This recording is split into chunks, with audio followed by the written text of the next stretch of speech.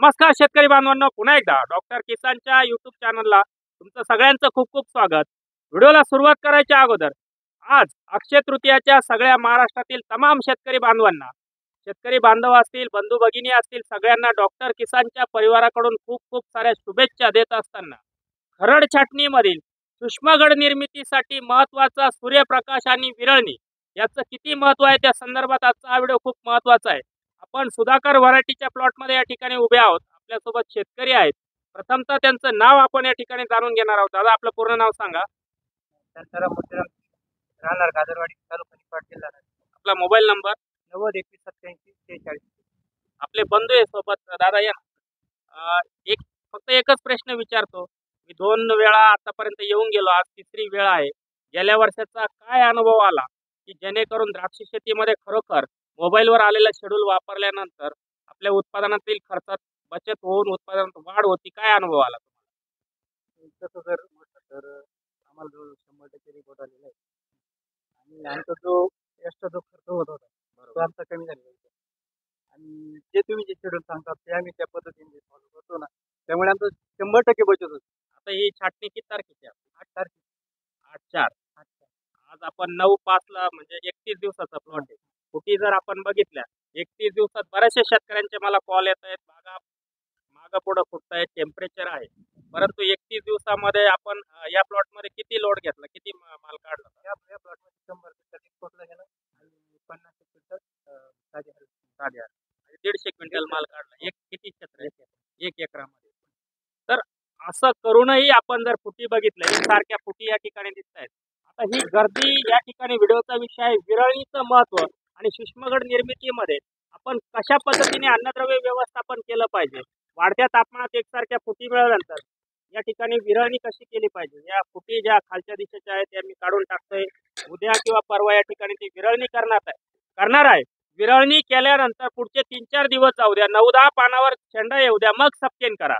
सुधाकर सारख्या व्हरायटीमध्ये पाण्याचा ताण कसा आणि किती दिला पाहिजे प्रामुख्याने लक्षात घ्या। या ठिकाणी आपण ज्यावेळेस विरळणी करतो, विरळणी केल्यानंतर 1 दिवस जाऊ द्या किंवा दुसऱ्या दिवशी आपल्याला पहिली फवारणी घेणं खूप महत्त्वाचं आहे। त्या ठिकाणी थ्रिप्स असेल, त्याचप्रमाणे डावणी बुरी असेल, हा येऊ नये म्हणून एक चांगली फवारणी त्या ठिकाणी घेत असताना अल्ट्राबॅक्ट 250 मिली, रिडोमिल गोल्ड 250 ग्रॅम आणि इमामेक्टिन 100 ग्रॅम असा एक स्प्रे घेतल्यानंतर 3 ते 4 दिवस जाऊ द्या। 3-4 दिवसानंतर तुम्हाला सपकेन त्या ठिकाणी 5 ते 6 पानावर। आता आपण जर बघितलं, ह्या भोवऱ्यावरच्या काड्या मी काढतोय, त्या ठिकाणी 1 2 3 4 5 6 7 8 पान आहे। विरळणी केली, 9-10 पान आले, 6व्या पानावर या ठिकाणी अशा पद्धतीने सपकेन तुम्ही करून घ्या। सपकेन फुटून यायला सुरुवात होईल, सपकेन फुटून येईल त्यावेळेस तुम्हाला जमिनीच्या माध्यमातून कुठलं खत दिलं पाहिजे त्या ठिकाणी खूप महत्त्वाची गोष्ट आहे, नायट्रोजन न देता। नीट लक्षात घ्या, बरेचसे शेतकरी काय चुका करतात, सपकेन फुटून आली पाहिजे, पुढे आपल्याला 10-12 पानं मिळाले पाहिजे आणि झपाट्याने आपण शेंडा स्टॉप करून आपली काडी परिपक्वता झाली पाहिजे। काडी परिपक्वता सूक्ष्मगड निर्मितीचा कालावधी हा 45।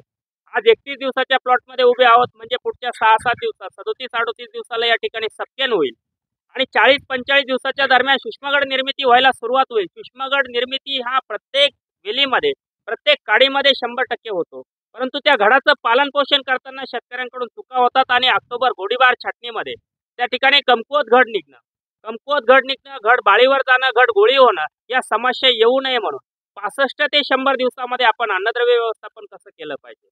प्रामुख्याने सपकेन केल्यानंतर पुढच्या 20-25 दिवसामध्ये प्रामुख्याने, नीट लक्षात घ्या, प्रामुख्याने हा शब्द 3-4 वेळा उच्चारण्याचं कारण एक आहे की सपकेन करताय, कवळ्या फुटी तुमच्या 2-3 दिवसात निघून येत आहे, त्यावेळेस थ्रिप्सचा अटॅक होतो। तो होऊ नये म्हणून एक्सपोर्टचं काम असेल, देशांतर्गत बाजारपेठ असेल, निरीक्षण बाजारपेठ असेल, डोमेस्टिक मार्केट असेल, कुठलंही बाजारपेठेचं काम तुम्ही करत असाल, सपकेन केल्यानंतर 2 ते 3 दिवसानंतर चांगला इन्सेक्टिसाइडचा स्प्रे त्या ठिकाणी गेला पाहिजे। त्याच्यासाठी 200 लिटरला संध्याकाळच्या 6-7च्या दरम्यान, संध्याकाळच्या वेळेस जम्प 40 ग्रॅम आणि मोएंटो एनर्जी 200 मिली असा एक स्प्रे त्या ठिकाणी गेला पाहिजे। सपकेन कुठंतरी फुटून येते त्यावेळेस 3-4 दिवसानंतर, सपकेन केल्यानंतर 3-4 दिवसानंतर सपकेन फुटून येते, 2-3 पानावर डोळा निघतोय, दुसरं तिसरं पान तुम्ही सपकेन ज्या ठिकाणी शेंडा थांबवलाय तिथून ज्या फुटी येत आहेत त्यावेळेस पहिली फवारणी केली पाहिजे। एक्सपोर्टचं काम असेल तर तुम्ही त्या ठिकाणी फवारणी केली पाहिजे। हॅपी न्यूज 500 मिली, 05234 500 ग्रॅम आणि बोरॉन 100 ग्रॅम।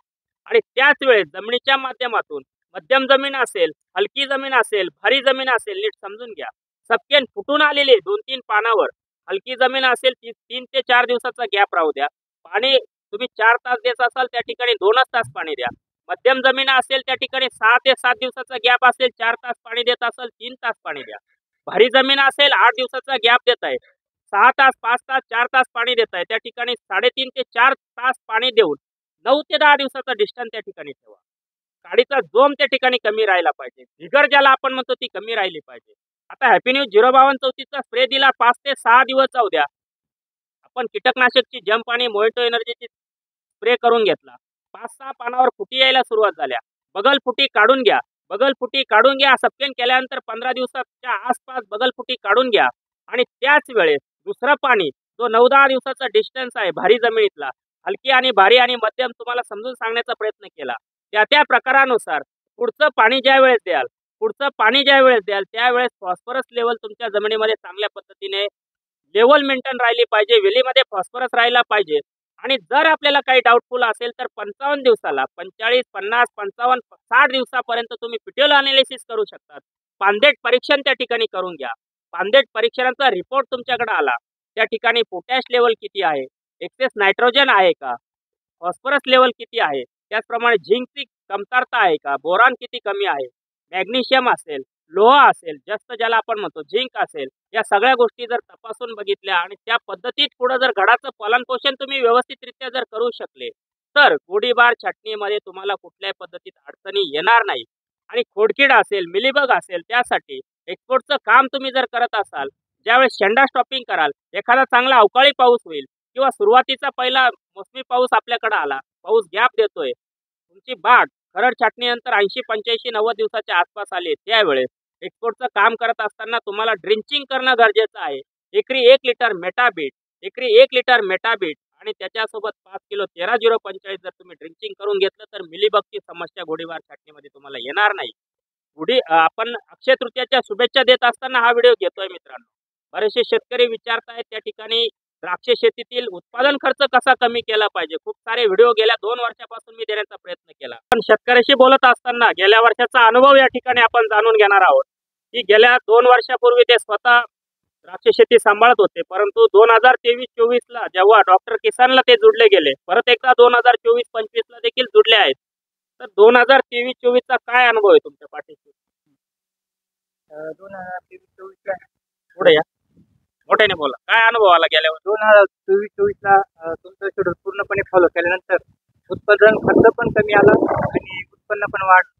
आणि जे एक्सपोर्टचं काम तुम्ही त्याच्या अगोदर केलं तरी एक्सपोर्टला गेला नाही, डॉक्टर किसान बरोबर काम केल्यानंतर काय अनुभव? जमीन आसमानचा फरक आहे.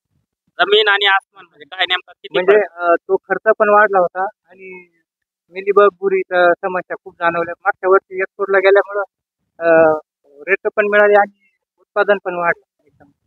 आणि मित्रांनो, यावर्षी देखील तुम्हाला या व्हिडिओच्या माध्यमातून शब्द देतो की आपल्याला जर एक्सपोर्टची शेती करायची आहे त्यासाठी खूप काही वेगळं करावं लागतं आणि खूप काही खर्च येतो. ही जी डोक्यामध्ये आपल्या संकल्पना आहे किंवा द्राक्ष शेतीमध्ये एक्सपोर्ट करायला जर म्हणजे करायचा असेल तर खूप खर्च येतो.